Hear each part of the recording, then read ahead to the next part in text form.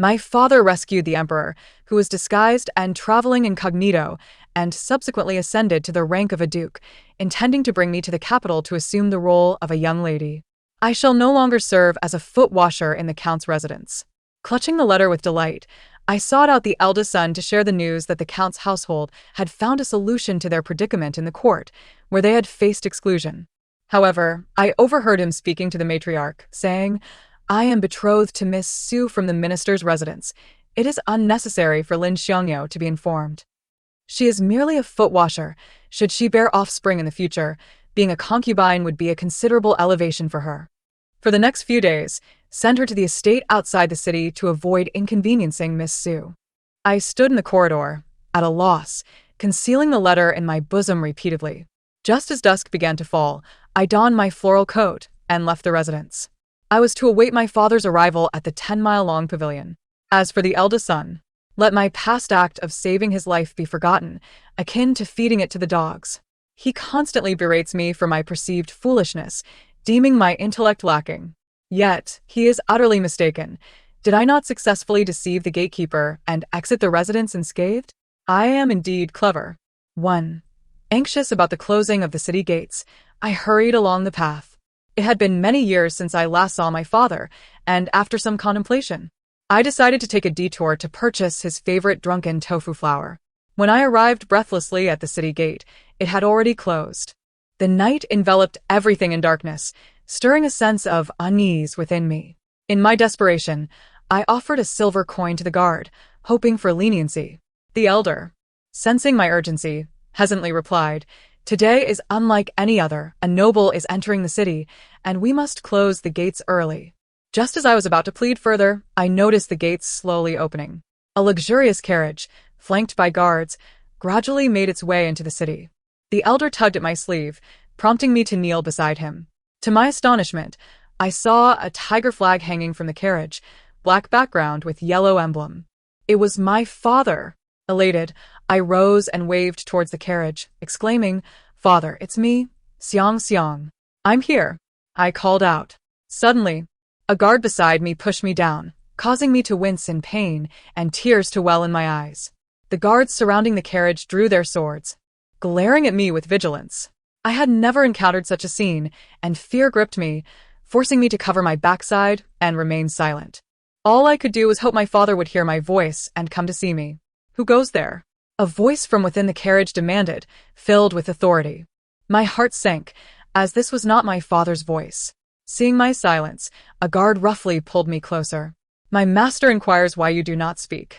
I finally managed to murmur, "I am Lin Xiangyo, searching for my father." The man inside the carriage lifted part of the curtain and glanced at me. "Your surname is Lin? What is your father's name?" "Linaga." The man paused for a moment, seemingly exhaling in disbelief. "Allow Miss Lin to enter, and inform Duke Zhonghua that he need not come to Wanzhou to fetch anyone. Miss Lin shall return to the capital with us shortly." 2. With those few words, the gazes of those around me shifted. A man with a shrill voice made a gesture to assist me, but I smiled and waved him off. "I can manage on my own. Thank you, sir." His face turned pale with fear as he quickly declined. The carriage was vast, spacious enough for me to lie down and roll around. However, a question arose in my mind. Who is Duke Zhonghua? The man looked at me, surprised. "Your father." "Oh." How utterly unbelievable. My father is truly a duke. As the man twirled a jade ring on his finger, he curiously asked, "How did you deduce that this is your father's carriage?"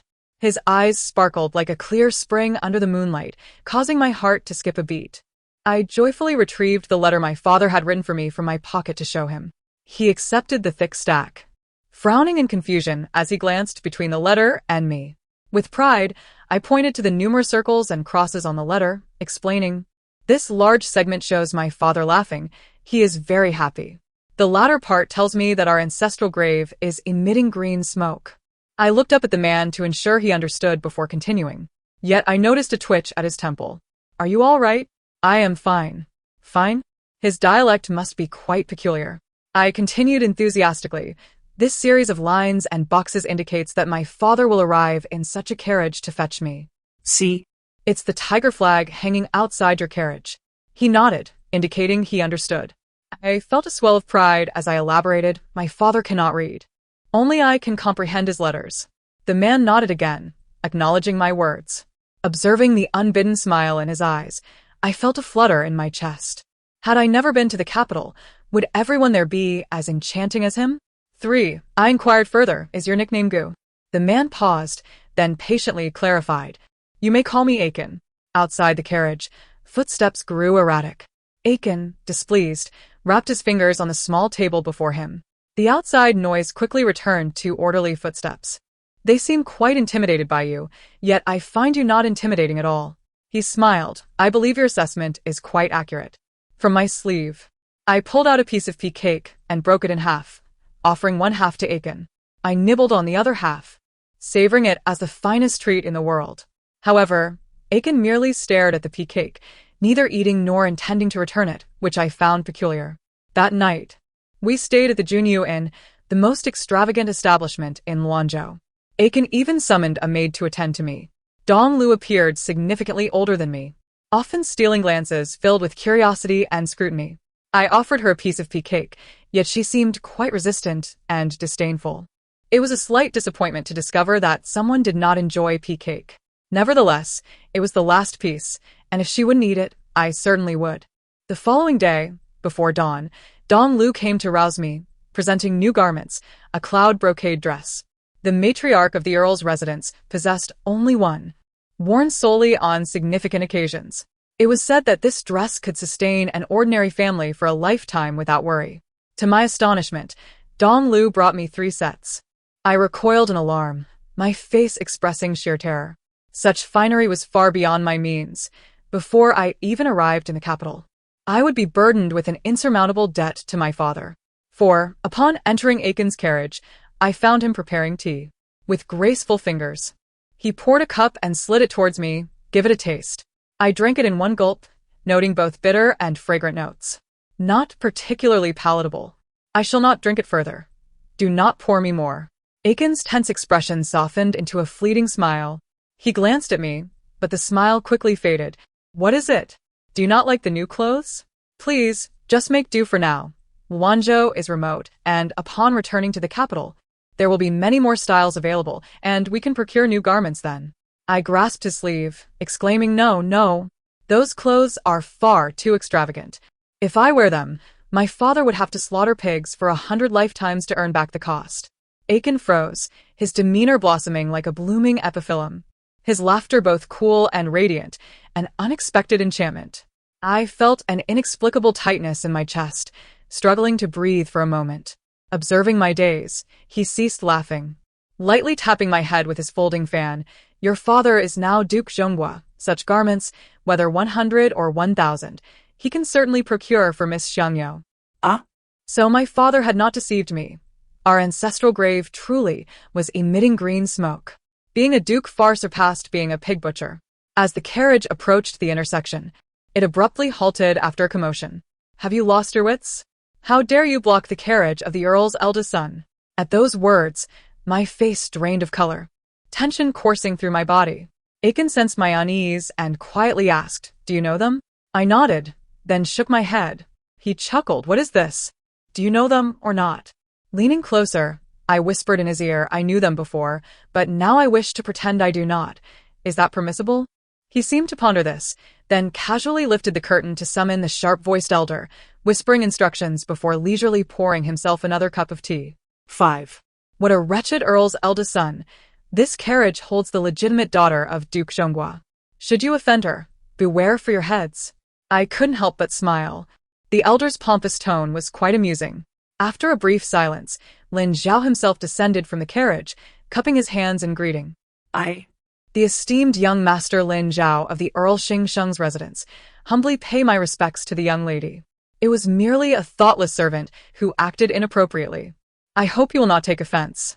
As I found myself at a loss, Chen signaled for silence. Outside the carriage, my uncle flicked his whisk and remarked with displeasure, Young master, do release your hold. Our young lady is of priceless worth. Is it your intention to engage in a petty dispute in the middle of the street? Lin Zhao, visibly anxious, stepped aside, allowing his carriage to clear the path. I exhaled a sigh of relief, For reasons unknown, I wished to avoid a direct confrontation with him and preferred that he remained oblivious to my current identity. Our carriage continued onward into the city. Before long, my uncle caught up to us and whispered, "That young master just offered a sum of 10 taels to inquire about our Miss Zhongguagong." I sensed an unsettling demeanor about him. Ah Chen closed his folding fan, clearly displeased. "Accept the money and keep it. What sort of wretch dares to share such matters with me?" I fidgeted with my fingers, feeling a turbulent storm within. At the tender age of 8, I entered the Earl's residence. They had ventured to Zhangzhou, 1,000 miles away, and upon seeing me, the matriarch took an instant liking to me, insisting that my father sell me to them as a maid. My father, being my sole guardian, was reluctant. However, my mother's grave illness demanded considerable funds for her treatment. In secret, I sought out the Earl's household and sold myself, exchanging my fate for the means to heal my mother. The initial days within the estate were a struggle. I longed for my parents. Lin Zhao, who was 2 years my senior, often sought my company. Yet, the matrons of the household continually scolded me for being restless at such a young age. It was not until I turned 10 that Lin Zhao was bitten by a snake. I attempted to emulate the village doctor's method of extracting the poison, but I had forgotten that the doctor expelled the venom, whereas I swallowed it. I acted swiftly, and Lin Zhao suffered no serious harm, merely lost a bit of blood and was weak for a few days. However, I was not so fortunate. I endured excruciating pain for 3 days and nights. The physician examined me repeatedly, hesitantly suggesting that my condition was dire. I did not wish to perish. I still awaited a reunion with my parents. Yet the household seemed indifferent to my plight, leaving me to languish without care.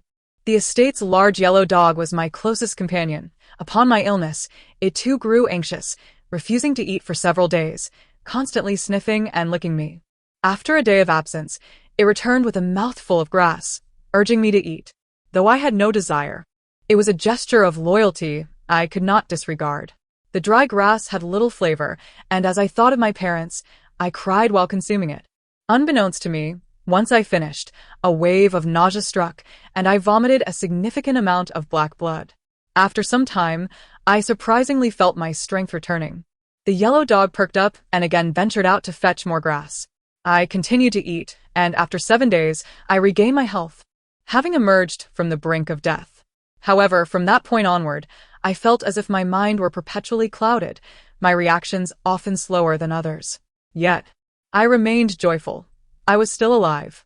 The matron and the elderly lady rewarded me handsomely with silver and tailored me many new garments. Most importantly, they gifted me the yellow dog, allowing me to take it with me should I ever marry and leave the estate. But where was the yellow dog? How could I have forgotten it while preparing to enjoy a life of comfort in the capital? Guilt welled within me, and tears streamed down my face.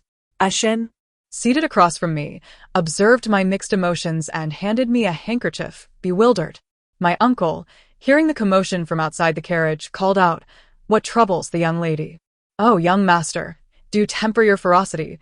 You have made her weep." Ah Chun, visibly displeased, rapped the table again. I grasped his sleeve and knelt, pleading, "What shall I do if I left the yellow dog behind?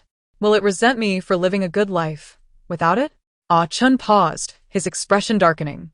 "Who is this yellow dog? A man, perhaps?" I shook my head. "It is my faithful companion." The man fell silent, his expression one of incredulity. The carriage had exited the western gate of Wanzhou City and halted on the official road. The group exchanged glances, uncertain of the next course of action. My uncle, known as Gonggong Qingshan, was the most trusted aide to Ah Chen. Seeing my distress, he remarked that the Duke of Zhongguo would surely be heartbroken upon witnessing my sorrow. He promptly assured me he would fetch the yellow dog. I waited from the break of dawn through the thick fog until the sun was high in the sky. Finally, Gonggong Qingshan returned. The yellow dog was overjoyed to see me, grinning widely. Ah Chen had the servants bring forth plenty of jerky for the dog, and I indulged as well. "Are you happy now?" I nodded earnestly, embracing the dog's head, reluctant to part. If I had forgotten the yellow dog, my life of luxury in the capital would be forever unsettled. Perhaps I might weep myself to death. Ah Chen chuckled. "If it is so vital, how did you leave it behind yesterday?" I quickly covered the yellow dog's ears. Such words should not be heard. "It is all Lin Zhao's fault. He made me so furious I lost my wits. Oh, Ah Chun leaned closer, intrigued, but I had no intention of divulging the details. Gong Gong Qingshan flicking his whisk. seemed hesitant to speak. Strangely enough, when I went to the Earl Xingsheng's residence to claim this dog, the attendants initially refused to part with it. They insisted that it belonged to Miss Xiangyu. If she returned from the countryside without her dog, she would surely weep. However, upon learning it was for me, the young master personally delivered the yellow dog to me. He even remarked that it was merely a beast, if it could elicit a smile from the Duke's daughter. It was indeed fortunate. I lowered my head, remaining silent, feeling a twinge of resentment. Ah Chun stood and boarded the carriage, instructing, "Do not speak of such sordid matters to me again." He then turned to me, "Will you not join us, Xiang Xiang?" The way he pronounced my name was unexpectedly melodious and pleasing to my ears. However, Gong Gong Qingshan and the other guards displayed expressions of astonishment. "What troubles you?" "Nothing at all, merely admiring the splendid peach blossoms on the mountains." Gong Gong Qingshan flicked his whisk and stepped aside, while I pondered the peculiar sight of peach blossoms blooming in the depths of autumn. Ah Chen's destination was Lushur Town, located west of Luanzhou City. However, it was strange to find the land scorched, yet it did not appear to have been abandoned for long. A sense of dread washed over me. Was there a fire here? Where are the people? They must have escaped, right? I asked Ah Chun, my heart heavy with worry. Gong Gong Qingshan, however, kept winking at me, signaling discreetly. Suddenly, Ah Chun halted, blocking my view of a heap of charred corpses behind him. "Qingshan, take Xiang Xiang to the carriage for rest." Faced with the man's ghastly countenance, I complied, though I had already seen the horror. I was not afraid. Following Gong Gong Qingshan, I glanced back repeatedly. My heart ached at the thought of so many lives lost. It was a tragedy. Such a large town had perished in flames, yet Luanzhou City was nearby. How could I have heard nothing? An inexplicable discomfort settled in my heart. I requested a shovel from the accompanying guards and sought a flat area to begin digging. Gong Gong Qingshan gasped dramatically, "My lady, what are you attempting to do?" I paused, breathless, digging a grave for them. Those whose bones are exposed to the elements cannot be reborn. The venerable master Qingshan was momentarily taken aback, his gaze shifting between surprise and a depth I could not comprehend. His eyes flitted back and forth between me and Ah Chun, an oddity indeed. With a wave of his hand, he beckoned others who had been idling to join me in the excavation. De Huang, though unable to dig, fetched a wooden plank, which would serve perfectly as a gravestone later. Truly, he is a clever and admirable dog. That night, we set up camp amidst the ruins of Lushur Town. As I gazed up at the starry sky for the first time while drifting into slumber, a sense of novelty washed over me. Yet, Ah Chun remained burdened with unspoken thoughts. Each time he cast his eyes upon a charred remnant of the ruins, an uncontrollable fury flickered in his gaze. I tugged at his sleeve, inquiring, "Are there family members of yours here?" He nodded. "These are all my subjects." How tragic that their lives were entangled in this power struggle without cause. Perhaps until their last breath, they remained oblivious to the identity of their murderer. I fell silent, sensing that Ah Chen's mind was rather troubled. What was he rambling about? I was just settling down with De Huang when a group of torchbearers approached in the distance. Their attire bore a resemblance to the servants of the Earl's estate. Upon closer inspection, dread washed over me. Lin Zhao had arrived. I instinctively ducked into the tent, my heart racing. Ah Chen's soft, disdainful snort pierced my ears, and I felt an inexplicable shame as if I had been caught in wrongdoing. Lin Zhao, with great flourish, brought an abundance of food and drink, even chairs and tables. It was rather extravagant. Under the flickering torchlight, Ah Chen's figure appeared both regal and aloof. He looked down at Lin Zhao, questioning, "What is the meaning of this, young master? Are you tracking us?" The tone of his voice, whether a figment of my imagination or not, carried an air of menace. Lin Zhao inexplicably knelt, his voice trembling. "You exited through the West City Gate. There is but one refuge here in Lushur Town.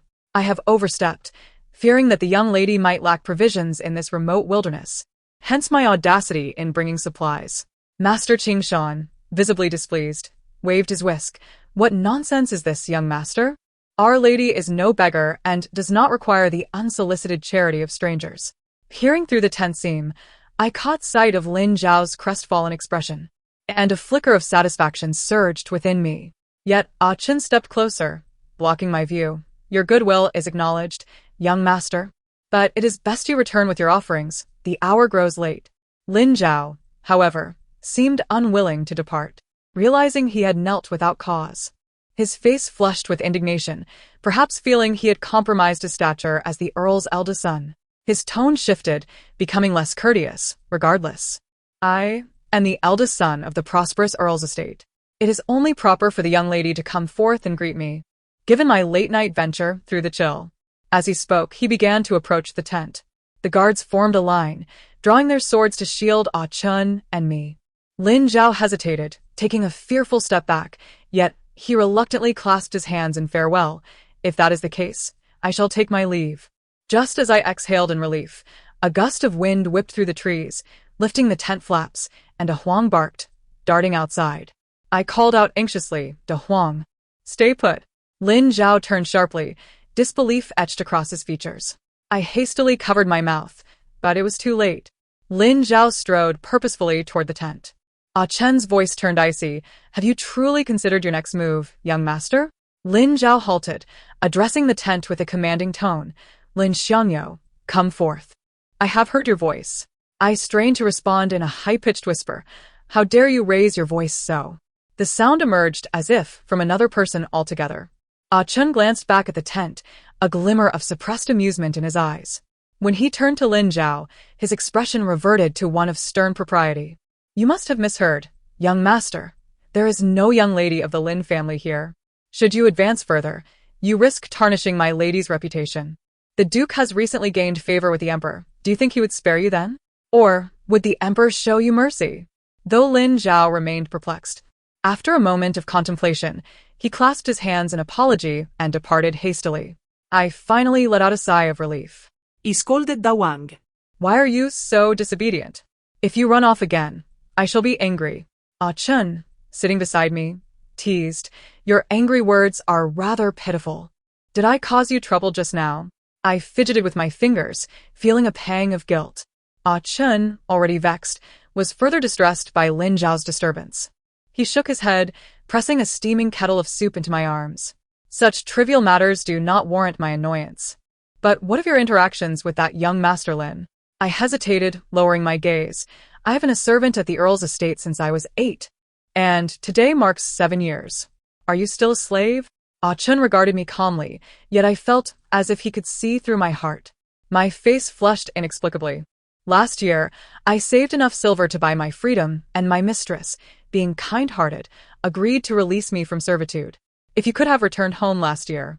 Why the delay? Does it have anything to do with that young Master Lin?" I abruptly lifted my head, realizing he could indeed perceive my inner turmoil. I remained silent, unsure of what to say. Ah Chen, too, was quiet, yet I sensed his discontent. "Do not dwell on him. He is not a good person." Once we arrive in the capital, I widened my eyes, straining to hear the rest of his words. He parted the tent flap and left, urging me to sleep early. We returned to the capital 5 days later. Ah Chen was busy, with pigeons flying in and out, and many riders delivering messages. Most of the time, he was responding to letters. The jostling of the carriage and the torrential rain could not distract him in the slightest. I felt he must be a highly capable official. His handwriting was exquisite, far surpassing Lin Zhao's. Yet he never expressed disdain for my clumsiness. He always praised me, saying my ink grinding was commendable. My sunflower seeds were quickly shelled, and my laughter was even sweeter than that of the yellow oriole. The joy I experienced in those few days surpassed the entirety of my 7 years at the Earl's estate. Before I knew it, we had arrived in the capital. From a distance, I spotted my father at the 10-mile-long pavilion, craning his neck to see me. "Ah Chen, look, my father has come to fetch me. It has been 7 years since I last saw him. How he has lost so much weight. His hair has turned so white." As the carriage drew closer, my smile faltered. Before it had come to a complete halt, I leaped down. "Father, why have you lost an arm?" Wah. "Father, where is your arm?" I wept bitterly, my heart aching intensely. Xiang, look at these delicacies I have prepared for you. You must be famished." I sobbed. "Father, where has your arm gone?" Xiang, the Duke's estate is grand. We shall no longer worry about food and clothing. I tugged at my father's empty sleeve, continuing to weep. Wah. How could you have lost your arm? Ah Chen dismounted from the carriage as well. My father, with a sudden thud, knelt down, proclaiming, I pay my respects to His Highness the Crown Prince. My body froze. Wiping my tears, I turned to look. Ah Chen first helped my father to his feet, then produced a handkerchief to dry my tears, softly comforting me. The Duke sacrificed his arm to save the Emperor. The entire royal family is grateful for his deeds. My father's eyes fell upon the handkerchief, and his face turned ashen. Hastily, I received the silk handkerchief, carelessly brushing it across my face a few times. Then, as if it were a hot potato, I returned the handkerchief to Ah Chen. This child, Xiang, has endured much hardship over the years, far from the refined manners of those noble ladies. Your Highness, please do not take offense. As he spoke, my father grasped my hand and pulled me behind him. Ah Chen's gaze flickered, dimming slightly. He spoke softly, let us part ways for now. I shall visit again on another day. Knowing he was the Crown Prince left me feeling somewhat stifled, unable to articulate my discontent. Why did you not reveal your identity to me sooner? You kept it hidden for so long. As we approached my father's carriage, I could no longer restrain my curiosity and questioned him. Ah Chen stepped closer, took my hand, and placed a jade pendant in my palm, saying, Return home for now. Be cautious of the cold wind lest you fall ill. Once I am free in a few days, I shall visit you at the Duke's residence. At that time, you may scold or chastise me as you wish. My face flushed, and my heart raced as I replied, How could I dare to strike the Crown Prince? Do not jest. 15. Just as the carriage pulled away, my father suddenly slapped himself across the face. Alarmed, I hurried to check his forehead. Father, are you all right? Did you injure yourself while rescuing me? He sighed heavily. I should have gone to fetch you myself. I should not have allowed you to return with His Highness. I was puzzled, but the journey was quite pleasant. He even bought me fine brocade to wear. My father glanced at the large gemstone hairpin atop my head and the aquamarine bracelet on my wrist, his expression growing increasingly regretful. He slapped himself again, muttering, It's all over, it's all over. I had no mind to listen to his ramblings and clung to his tattered sleeve, weeping sorrowfully. The thought of how much pain he must have endured when his arm was severed made my heart ache even more. Realizing that I had only just returned to my father's side after all I had suffered for that scoundrel Lin Zhao, I couldn't help but slap myself as well. When my mother opened the carriage door, she was greeted by the sight of both my father and me, each forlornly slapping our own faces. Startled, she shouted for a doctor. 16. Everything in the capital was splendid. The resplendent mansion, the soft and fragrant bed, and the silver chopsticks and bowls used for meals. It was said that the servants in the residence were personally chosen by the Emperor. Having lived in the Duke's household for only a short while, I had already become quite pampered. Yet my mother lamented my slenderness, claiming I looked pitiful. However, my bosom was rapidly filling out. When she measured me for new garments, she could hardly contain her delight. Yet I found it rather inconvenient. I could no longer run about freely as I once did. Running now caused discomfort in my chest. When the Crown Prince visited, I was bathing De Huang, who had been beaten by a few dogs from the West Street and had fallen into a latrine. As I washed him, he whimpered pathetically. Anger surged within me, and I contemplated taking a stick to those wretched dogs for revenge. The Crown Prince laughed, his eyes lighting up with amusement. Xiang, are you angry again? Dressed casually for the task of bathing the dog, the scene around me was chaotic, and my clothes were drenched. I was caught between standing up and squatting down to continue washing De Huang. Should I bow to you first? The Crown Prince lightly tapped my forehead with his fan, saying, No need. Oh, very well. I was quite occupied at that moment. 17. The jade pendant you gave me the other day, my father said I should not keep it carelessly, and instructed me to return it when I see you. The Crown Prince's expression faltered, and he seemed somewhat displeased. Do you wish to return it? He remained silent, meticulously drying the huangesfer. The Crown Prince crouched before me, taking the cloth to continue wiping the dog's coat, doing so with far more methodical care than I had. He also called for someone to drape a garment over my shoulders. Absently, I remarked, You are the Crown Prince. My father says I should not get too close to you. My father also mentioned that there are man-eating beasts in the Eastern Palace, and if I do not heed his warnings, I might be lured back home by you to be devoured by those beasts. Pausing, I earnestly inquired, is there truly such a thing that eats people in your home? The crown prince fell silent for a long moment, casting a shadowed glance my way before returning to wipe De Huang. When he departed, he did not take back the jade pendant I had intended to return. Instead, he placed a peach blossom hairpin atop my head. Xiang, do not listen to your father. He is deceiving you. The Eastern Palace is quite pleasant, filled with beautiful clothes and endless delicious dishes. Even if there were beasts, I would protect you. Do you not believe me? I nodded. Of course I believed him. His satisfaction with my response was evident, and he affectionately ruffled my hair. He promised to take me to the Western Mountain in a few days to enjoy roasted venison, and there were even a few adorable newborn foals. I happily nodded, joyfully bidding him farewell. 18. Unfortunately, I caught sight of my father in the front courtyard. He seemed rather displeased, tossing the donkey meat pie he had brought for me directly to De Huang. The foolish dog was overjoyed. My father first bowed to the crown prince, then stood up and said to De Huang, "Behave, and you shall have meat to eat. Misbehave, and you can only watch the dog eat." I was confused, gazing up at my father in bewilderment. The crown prince chuckled. "Does the duke not know Xiang as well as I do? Your words are so obscure they might as well be left unsaid." My father, unable to contain himself, broke down in tears. Literally, tears streamed from his eyes. My Xiang was once so clever and understanding. Even the village schoolmaster praised her, saying that if she pursued her studies, she would surely surpass the boys. It is my fault for being useless, allowing my child to serve others for 7 years. I cannot fathom how much suffering and hardship she has endured over these years. A once lively girl has now become so dim-witted.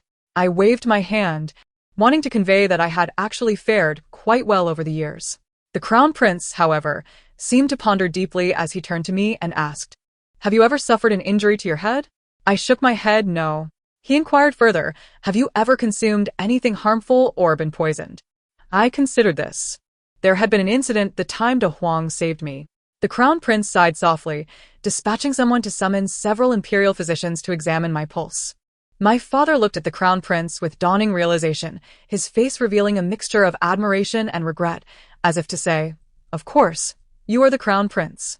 19. The physicians took turns examining my pulse, each one kind and benevolent in demeanor, unlike the doctors from the earl's residence, who would roll their eyes at the mere mention of a remedy for wind and cold.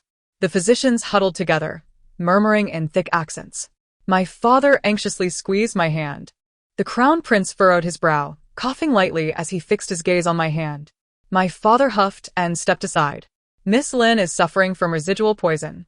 With time, her mind may suffer some impairment. However, it is not serious. With 2 to 3 years of care, she can recover. It is only that the poison has damaged her vital energy, making it difficult to restore her health." The crown prince's eyes reddened immediately. Is it truly beyond the capabilities of the Imperial Medical Bureau to cure her?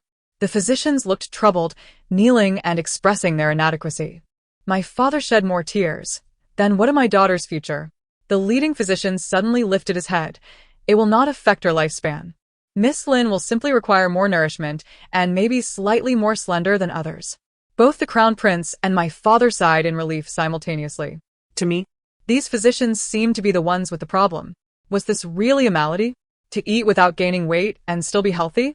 Yet that day, the crown prince rewarded me with 2 chefs. I recalled Lin Zhao, who had often scolded me, calling me a pig for eating so much yet always being hungry. Yet he had never considered seeking a physician to properly examine me. Lin Zhao arrived in the capital 3 months later.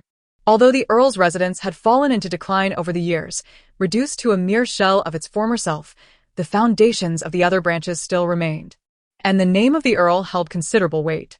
Furthermore, he had secured a marriage alliance with the influential minister's household, and shortly thereafter, he managed to obtain a respectable position in the capital. Upon relocating his entire family, he even sent an invitation to the duke's household, claiming he intended to host a banquet. With the backing of the minister's household, many accepted the invitation. My father, who cared little for anyone's favor, nonetheless accepted it. Having served as a maid in the earl's residence for 7 years, it was inevitable that my circumstances would become known in the capital. He did not wish to offend anyone, fearing that I might later be disparaged as ungrateful and disregardful of the master-servant bond. Regardless of my experiences within the Earl's residence, to outsiders, I had spent these 7 years under the protection of the Earl. Parents, in their love for their children, often plan for their future. My father and mother were concerned that my reputation might be tarnished, complicating my prospects for marriage. I was well aware of this. Recently, many suitors had come to propose, but most were illegitimate sons. Even the legitimate ones were often those whose families had failed and sought to attach themselves to the Duke's name. In the eyes of the prominent families in the capital, our family was merely a fleeting success, a transient bloom. My father, lacking both literary and martial prowess, was now a physically diminished man, and I had no siblings to rely upon. Hence, the aristocracy looked down upon us. My parents held modest aspirations, hoping only that I could become a legitimate wife. As long as my husband treated me well, and the family did not suffer from want, while my mother-in-law was amiable and my sisters-in-law did not bully me, they were satisfied. They did not think too much beyond that. The Crown Prince sought me out several times afterwards, but was always playfully delayed by my father in the front yard. He was preoccupied with state affairs and had little time to spare. Shortly after, he was dispatched to Qingzhou for work, several hundred miles from the capital. Before leaving, he entrusted someone to send me many delightful curiosities, suggesting that if I ever felt bored, I should visit the gardens of Xishan for leisure. Then, he instructed me to patiently await his return. This unexpected sentiment stirred within me a subtle joy and anticipation. On the day of Lin Zhao's banquet at the Earl's residence, I refrained from attending. My reasons were twofold. I wished to avoid seeing him again, and I did not want to be the subject of ridicule from those noble ladies, both overtly and covertly. However, I neglected to inform my parents that Lin Zhao was still unaware of our family's situation. Consequently, after Lin Zhao subtly recounted our encounter and connections in Lusher town to my father, he was taken aback. He directly inquired, "My daughter Xiangyou has been in your household for 7 years. Have you truly never seen her? How can you claim our meeting is a matter of fate?" The following day, the mistress of the Earl's residence, Lin Zhao's mother, personally visited our home, stating that I had left in haste from Luan Prefecture and had forgotten to bid them farewell. She expressed that Lin Zhao had been preoccupied with thoughts of me, even fearing that I might have been abducted by thieves. Her words brimmed with affection. For a moment, my mother was uncertain, unsure whether I truly had feelings for Lin Zhao. When she called me out, Lin Zhao's mother appeared visibly pleased, remarking that the environment of the capital nourished people well. I greeted her with decorum, saying, "Good day, madam." She took my hand and spoke incessantly about my time in the Earl's residence. My mother listened, tears streaming down her face, alternating between crying and smiling. Yet I felt far from joyful. The Earl's wife spoke with insincerity. During my time there, she rarely regarded me with a kind eye and frequently punished me by making me kneel in the courtyard. Even after I saved Lin Zhao, she merely perceived it as an indication that I was willing to endure hardship for the sake of the Earl's household. The Earl's wife did not take her leave until evening, and that night, Lin Zhao sent someone with a letter inviting me to meet him the next day at Guan Temple. I was reluctant to go, yet I felt it essential to clarify matters between us. After informing my father and explaining the circumstances, I requested several guards to accompany me before departing. I reflected on many things, recalling how after saving Lin Zhao, the entire Earl's residence tacitly assumed I would marry him. To them, becoming Lin Zhao's concubine was the best fate a maid could hope for. Even Lin Zhao seemed to share this belief. However, he treated me with a greater degree of harshness than he did others, leading the household to think he did not harbor any affection for me. I endured countless instances of bullying and exclusion, often mocked by others who believed I overestimated my worth. They claimed my skills in seduction were innate, suggesting I might as well entice the master instead since, regardless of whom I caught the eye of, I would surely achieve my desires. I had confided my grievances to Lin Zhao, asserting that I did not long to marry him and had never attempted to seduce him. I urged him to clarify the situation to others to cease the gossip surrounding me. Yet that day, he coldly retorted, "Lin Xiangyou, if you continue to be so melodramatic, I may truly decide to cast you aside."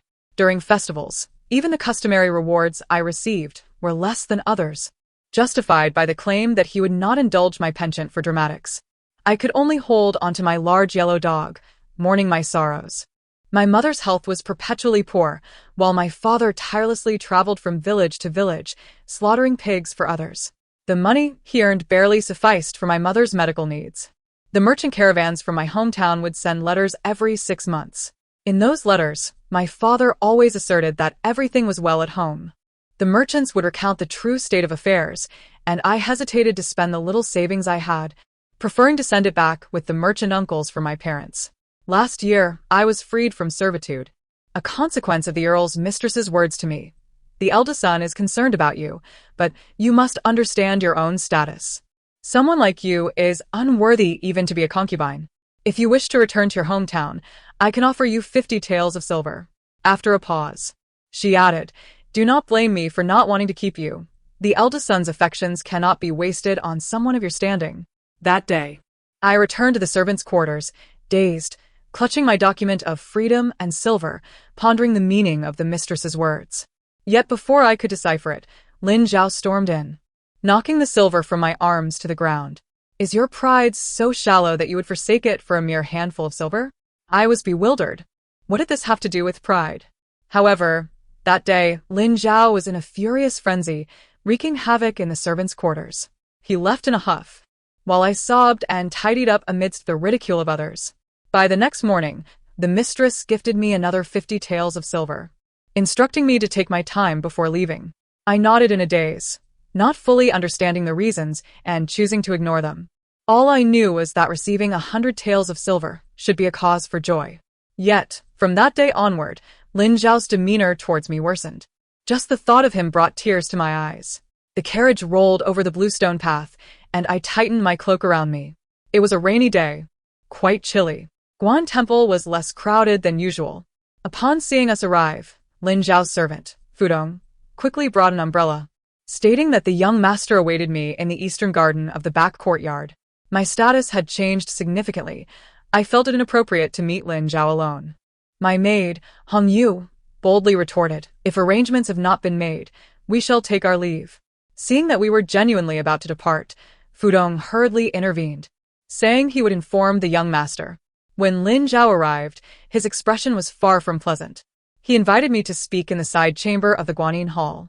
Now that you appear to be a lady of the Duke's household, your demeanor has certainly become more imposing. I responded with a vague acknowledgement. He turned, his eyes glaring. Lin Xiongyo, did you leave without a word out of fear that I might jeopardize your future? Perhaps the recent medicinal concoctions had finally cleared my mind, for at that moment I felt less muddled. My future lies right here. No one can impede it. I merely fear that I might jeopardize the marriage prospects of the esteemed Lin Zhao and the minister's household. He was momentarily speechless, staring at me with disbelief. However, if you were indeed a lady of the Duke's residence, you would naturally be a fitting match for me. You should have informed me of this during your time in Luanzhou. Lin Zhao spoke with an air of such certainty. His gaze upon me was laden with reproach. Lin Zhao, why do you wish to become engaged to me? Is it because I have transformed into a lady of the Duke's residence? He regarded me with a look of derision in his eyes. Lin Xiongyo, you are both foolish and naive, yet insatiable, having clung to me for so many years. Do you not wish to marry me? I do not, I declared with unwavering resolve. His expression faltered, brimming with astonishment. Now that we have met, let us speak plainly. I have merely performed my duties as a servant in the Earl's residence. Had you not spoken of entanglements, I would not have engaged in such debates with you. Your engagement or lack thereof is of no concern to me. Henceforth, refrain from uttering remarks that may tarnish my reputation. I was not inherently a person of sharp demeanor. After such proclamations, Lin Zhao scrutinized me from head to toe, seemingly as if he no longer recognized me. I can withdraw from the engagement, and I shall have my mother personally propose to the Duke's residence. Lin Xiongyo, I can marry you now. No one shall stand in our way. Observing the crestfallen expression on his face, I resolutely replied, no. After all, I am foolish and naive, and insatiable. I am unworthy of you. With that, I turned and walked away, exhaling a breath of pent-up frustration. At the entrance of Goan Temple, I caught sight of the Crown Prince's carriage from afar. He had returned. I quickened my pace, lifting my skirts. The Crown Prince approached me briskly, holding an oiled paper umbrella. Take your time. I am not going to run, I said. Did you not mention that you would not return for another 5 days? The crown prince lowered his head, a smile gracing his features as he gazed at me. It seemed as though I were the sole focus of his attention. I finished my tasks and longed to return sooner. I smiled. He smiled back. But soon the laughter faded. Lin Zhao caught up with us. Lin Xiangyou, I thought you were too dull-witted. How have you become so sharp today? I see you have found a new suitor. His words, accompanied by a look of disdain, rendered me quite uncomfortable. Eunuch Qingshan, swinging his whisk, interjected with authority. How dare you? His Highness the Crown Prince is present. Who dares to speak so disrespectfully? Lin Zhao's face turned pale. He glanced at me and then at the tightly knit guards surrounding us, before suddenly kneeling. The Crown Prince gently wiped the rain from my brow and softly urged me to wait in the carriage. From a distance, through the rain and mist, I heard him say, the Earl of Xingsheng, is that correct? I have heard that the eldest son has just secured a lucrative position in the Ministry of Works. Lin Zhao replied, his voice tinged with anxiety. Returning to your highness, I just took office 5 days ago. The Crown Prince responded with a non-committal before turning to the carriage. Lin Zhao remained kneeling in the rain, too afraid to rise. Eunuch Qingshan, with a sharp tone, advised, young master, why must you repeatedly provoke the Crown Prince? This Lin young lady, regardless of her past, is no longer someone you can afford to entangle with. Old servant has spoken all that he can. Young master, ponder this carefully. Halfway through, I saw my father arriving in a carriage to fetch me. However, upon seeing the Crown Prince, his demeanor soured. He stood before a carriage without an umbrella, glaring. Lin Xiangyou, did I not prepare a carriage for you? You lack propriety. How can you ride with the Crown Prince? The Crown Prince meticulously adjusted my cloak before stepping down from the carriage with me. Xiangxiang is frail. Let someone escort her back to the residence first. My father, with his empty sleeves drooping, caused my heart to ache, and tears streamed down my cheeks. Father, shall we return? Xiangxiang, why do you not heed your father's words? I was at a loss for words, feeling that the rain today was particularly vexing. My shoes and clothes were soaked, and my eyes were wet. The Crown Prince had people bring numerous items to my carriage, claiming they were little trinkets to amuse me. My father, looking as if he could not contain his displeasure, said, Your Highness, I will not allow Xiangxiang to serve as a concubine for anyone. I have never intended to subject her to such humiliation. The Crown Prince's words struck me like a thunderclap, sending ripples through my heart. The atmosphere grew tense. After a moment of astonishment, my father calmly stated, But what you desire may not be within your control. The Crown Prince's face displayed determination. If I wish it, I shall make it happen. He paused before adding, You should cease your calculations regarding the young men of the capital. Aside from me, no one else can marry Xiangxiang. I listened in silence, not daring to utter a word, yet their discussion concerned me deeply. The Crown Prince placed a white jade hairpin shaped like a lotus in my hair. He raised his voice generously. Do you now understand my intentions? I looked at my father, whose face was filled with worry, and he appeared so weary. He had been tirelessly concerned for my future and marriage. Lin Zhao was merely the son of an earl. Even though I was now a lady of the Duke's residence, he still perceived me as someone beneath him. How much less could I hope for the Crown Prince, who stood above all? Perhaps it is best to let this go. I do not wish to cause my parents sleepless nights. If I think only of myself, that would be unfilial. Let it go, indeed. This sentiment was directed at the Crown Prince, but also at myself. I removed the hairpin and returned it to him. With my hair empty, it felt as though my heart had also been emptied. The Crown Prince stubbornly placed the hairpin back in my hair, his eyes reflecting deep, uncomprehending sorrow. Lin Xiangyou, I have always been the Crown Prince, lacking for nothing, possessing everything. It was not until I met you that I realized I was missing something. Do you truly not wish to marry me? But I genuinely desire to wed you, to make you my legitimate wife, the only crown princess of the Eastern Palace. My father, alarmed, exclaimed, Your Highness, do you intend to bring harm to Xiangxiang? I was nearly dragged away by my father. That very evening, he submitted a petition to the emperor, stating that we could not acclimate to the capital and wished to return to our hometown to establish a residence. The emperor sent word, indicating that he would summon my father to the palace when he was free. I was also placed under strict supervision at home. I could neither go out nor desire to. I could not meet the person I longed to see, nor could I see him again. I resigned myself to awaiting our family's return home. Meanwhile, the news of Lin Zhao's broken engagement with Miss Su of the minister's residence spread like wildfire.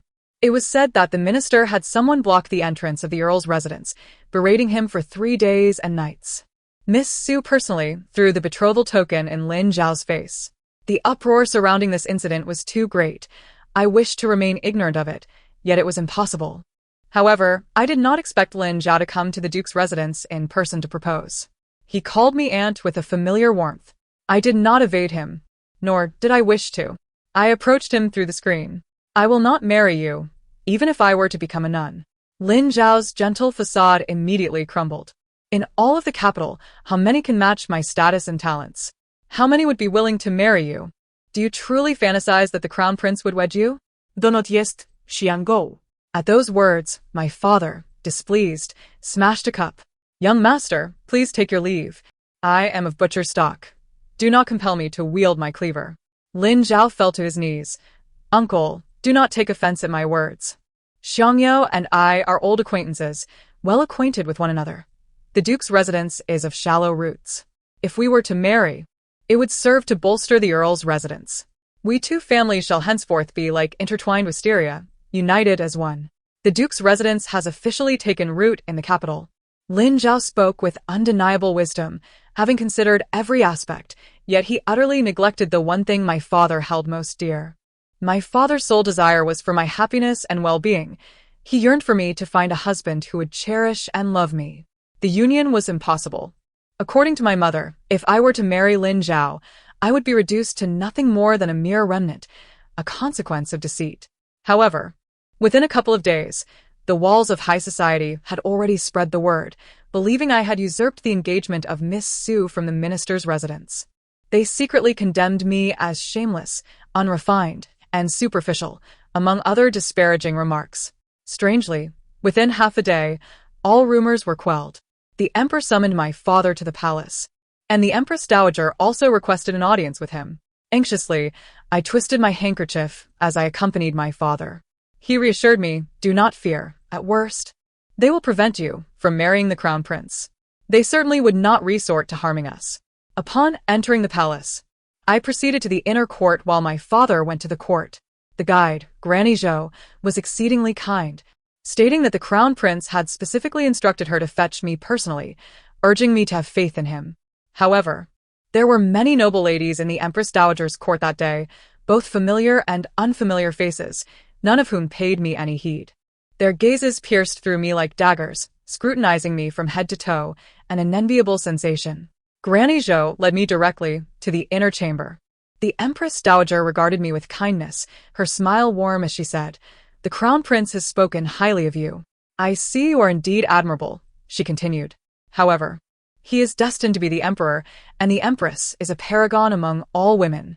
Are you prepared for that role?" I shook my head. I was not fit for such a position. The Empress Dowager could not suppress her laughter. "This child is quite honest," she remarked, but quickly composed herself, serious once more. "No one is born to be an empress. You must learn. Do not say you cannot. The Crown Prince is exceptionally capable, wise from a young age, and has never disappointed anyone. I believe in his judgment and wish for my grandson to experience joy. After all, that lofty position can be exceedingly lonely. It is better to have someone he genuinely loves by his side." Granny Zhou nudged me. "Young lady, you should thank the Empress Dowager. Her consent means that no one in the palace will dare oppose your union with the Crown Prince." I was momentarily taken aback, responding rather bluntly. Such a significant matter as marriage must be discussed with my father first. The Empress Dowager burst into laughter once more, tears streaming down her face, praising me as a delightful person. On that day, the Empress Dowager personally took my hand to meet the Emperor. My legs trembled, and I nearly stumbled over the threshold, feeling dejected and embarrassed. To my surprise, I found my father arguing fiercely with the Emperor. "My daughter could marry the Jade Emperor himself, but she will not marry your son." The Empress Dowager was so startled she nearly lost her footing. The Emperor slammed his cup to the ground, exclaiming, "What is wrong with my son? He can read at 3, wield weapons at 4, and began assisting me with governance at 7. What difficulty remains in this world that he cannot resolve? You, a mere butcher, dare to look down upon my son? My father stepped forward, nearly jabbing his finger at the emperor's forehead. Do not think that just because you are the emperor, you are remarkable. I can butcher. Can you? Unbeknownst to me, the crown prince had already taken his place beside me, gently scratching my palm with his fingers. I looked up to find him smiling at me, his gaze silently soothing my anxious heart. The Empress Dowager was also angered, pointing at my father and scolding, "Linego, dare you provoke my son again?" My father, undeterred, retorted, "What business is it of yours when we young people quarrel?" Catching a glimpse of me, he rushed between the crown prince and me, attempting to separate us. Only then did the emperor notice me, scrutinizing me silently before dismissively commenting, "Ordinary. Very ordinary." My father erupted in fury. The emperor threw down a decree and stormed out, slamming the door behind him. My father rushed after him. The crown prince picked up the decree and placed it in my arms. As I unfolded it, I discovered it was a marriage edict. Before I could fully comprehend it, the crown prince grasped my hand and led me outside. "I will take you to the East Palace. My dear, if we delay, the roasted lamb will become cold and unappetizing." The Empress Dowager shouted in exasperation behind us. "Is there no one to attend to this old woman?" I assumed that my engagement to the crown prince was hastily established amidst that day's commotion, unaware of the multitude of efforts he had made behind the scenes. He efficiently resolved long-standing political matters and untangled the intricate web of familial relationships. As he put it, it was merely a matter of balancing interests. He endeavored to prove to his ministers and the emperor that he, von Zecken, could alter the enduring entanglement of politics and marriage that had long plagued the court. It was no small feat, yet he succeeded. Having been accustomed to the schemes of the inner court, where individuals would stop at nothing for the sake of their maternal clans, he always understood that he was capable of achieving this. To marry me, he needed to traverse this difficult path. Otherwise, he could not ensure my safety after our union. That day, I also learned that the East Palace was devoid of any predatory beasts. Instead, the roasted lamb was tender, juicy, and utterly delectable. I was unexpectedly surprised by the relationship between my father and the emperor. I had imagined it was simply a matter of my father saving the emperor, leading to our family's elevation. In reality, prior to my father's act of bravery, the two had been at odds for several months, exchanging barbs as neighbors. The emperor mocked my father for being a crude butcher, while my father retorted that the emperor, despite his intellect, earned barely 3 copper coins a day. My father would share the surplus entrails he prepared, and the emperor's tales were more captivating than those of street storytellers. Their constant bickering had, surprisingly, forged a deep friendship. My father, a man of simple means, acted without hesitation to protect his friend when danger arose. Upon learning that this friend was none other than the revered emperor, he must have held a measure of respect for some time. Yet, in moments of anger, his true nature would inadvertently surface. The emperor, rather than being offended, found amusement in my father's unabashed manner of arguing with him. During those months, he had set aside state affairs to experience the lives of ordinary citizens, seeking the essence of their humanity. Lin Zhao departed the capital a month after our engagement was confirmed. He had entered the city with great vigor but left feeling utterly disheartened and dejected. It was only when my marriage to the crown prince was finally set that he lost his composure, creating a scene at the duke's residence, demanding to see me. My father had him driven away with a whip, leaving Lin Zhao utterly humiliated. Yet, he seemed to care little for his dignity, insisting on seeing me. I later heard he had wept uncontrollably. Eventually, I did go to meet him, accompanied by the crown prince. Lin Zhao raved in disbelief, questioning the crown prince. "You are the crown prince. Why would you marry someone so lowly, foolish, and greedy?" The crown prince, unperturbed, merely smiled and retorted, "And what is the reason for your current disheveled state?" Lin Zhao fell silent, alternating between tears and laughter, his despair manifesting in desperate gestures. As I departed, he apologized, expressing his belief that I would surely marry him, never imagining I would wed another, now feeling as though my heart was ablaze and simmering in oil. I retorted, "You are nothing but a fraud. You have never truly been scorched by flames or fried in oil. How could you possibly fathom the taste of such experiences? Cease this pretense. You severed your engagement with a Sioux family, only to turn around and seek my hand in marriage, subjecting me to the scorn of thousands. Your thoughts are perpetually self-centered, never considering the burdens your actions impose on those around you. Lin Zhao, you are a despicable person. A truly wretched individual. With that, I turned and departed with the crown prince. He murmured softly, Miss Xiangxiang, how is it that even in anger, your words lack vigor? Perhaps I should return home and take the time to teach you properly. In the 3rd year of spring, as the peach blossoms bloomed in abundance, the crown prince arrived on a magnificent steed to claim me as his bride. Through the joyous fan, I glimpsed his gentle smile, his heart and eyes wholly devoted to me. During the ceremonial rites, he leaned in close to whisper in my ear, Xiangxiang, I can hardly contain my eagerness. what? To consummate our union. My cheeks flushed crimson. That night, the red candles flickered brightly, and within the embroidered quilt of mandarin ducks, our gazes intertwined. Tears glistened. Breath came in soft gasps. The heart of the flower gently unfurled, revealing the dew-kissed peony in bloom. Suddenly, I recalled that night, that city, that person, who turned out to be the very one before me, my beloved, my companion. The end. Thank you for listening. If you enjoyed it, please subscribe and give your support with a like.